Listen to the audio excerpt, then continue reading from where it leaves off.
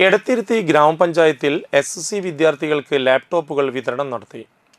ഗ്രാമപഞ്ചായത്ത് വിഹിതം 10 ലക്ഷവും ജില്ലാ പഞ്ചായത്ത് വിഹിതം 5 ലക്ഷവും ചേർത്താണ് ആദ്യഘട്ടത്തിൽ 20 വിദ്യാർത്ഥികൾക്ക് ലാപ്ടോപ്പ് വിതരണം ചെയ്തത്. എടത്തിരുത്തി കാളിക്കുട്ടി സ്മാരക സാംസ്കാരിക നിലയത്തിൽ നടന്ന ചടങ്ങിൽ ഗ്രാമപഞ്ചായത്ത് പ്രസിഡന്റ് TK ചന്ദ്രബാബു വിതരണ ഉദ്ഘാടനം നിർവഹിച്ചു.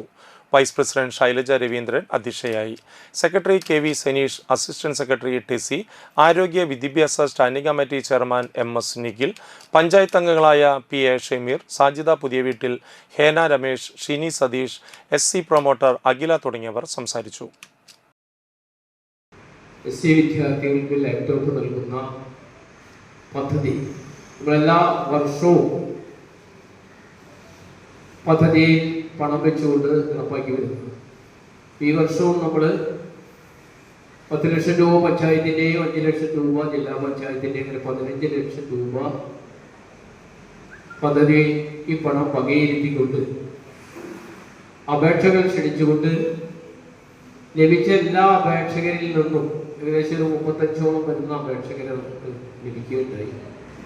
അതിൽ നിന്ന് 20 പേരെ അർഹത നേടിയിട്ടുള്ളവർക്ക് നമ്മളിപ്പോൾ നൽകുന്നു.